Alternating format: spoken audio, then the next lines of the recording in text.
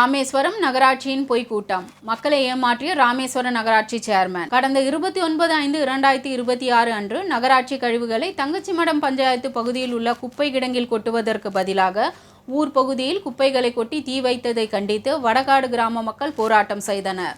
இதன் காரணமாக காவல்துறை அதிகாரிகள், நகராட்சி சேர்மன், நகராட்சி ஆணையர், அதிகாரிகள் மற்றும் தாவேக கட்சி நிர்வாகிகள் அனைவரும் வடகாடு கிராம பொதுமக்களிடம் சமாதான கூட்டம் 30/5/2026 அன்று நடைபெற்று சில தீர்மானங்கள் நிறைவேற்றப்பட்ட நிலையில் சில நாட்கள் கழித்து வேதாள முருங்கை மரம் ஏறிய கதையாக மீண்டும் நகராட்சி குப்பை வண்டிகளில் கூட்டத்தில் எடுத்த முடிவுகளுக்கு கட்டுப்படாமல் அத்துமீறி பல சம்பவங்களை செய்த நிலையில் கண்டுகொள்ளாத நகராட்சி நிர்வாகத்தின் சீர்கெட்ட செயலால் இன்று 15/8/2026 அன்று சமாதான கூட்டத்தில் எடுத்த முடிவை மதிக்காமல் அத்துமீறி 6 மணிக்கு மேல் குப்பை வண்டி கிராமத்திற்குள் வந்ததால் கிராம பொதுமக்கள் வண்டியை மறைத்து பின் நகராட்சி சேர்மன் நாசர் கானிடம் தெரிவித்ததற்கு அவர் பேசிய ஆடியோ வெளியாகி சர்ச்சைக்கு உள்ளாகியதால் அத்துமீறி தனது அதிகாரத்தை பயன்படுத்தியதாக பொதுமக்கள் குற்றம் சாட்டுகின்றனர்.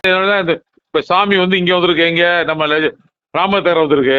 அத என்னோட மத்தியானம் ஸ்பெஷலா பார்க்க சொல்லி அப்புறம் எடுங்கப்பா குப்பை எடுங்க சொல்றோம். அப்ப நீங்க அன்னைக்கு சமாதான கூட்டம் போட்டிருக்கவே கூடாதுண்ணே. ஊர்க்காரங்களை கூப்பிட்டு சமாதான கூட்டம் போட்டிருக்கவே கூடாதுண்ணே.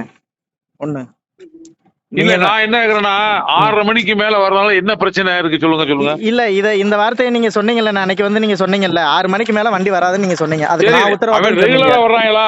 நம்ம ஊர்ல விசேஷ டயத்துல வர்றாங்க. ரெகுலரா வராப்லண்ணே. ரெகுலரா வர்றதா நான் கூட சொல்றேன் அவங்கிட்ட. இல்ல, ரெகுலரா தான் வராப்ல.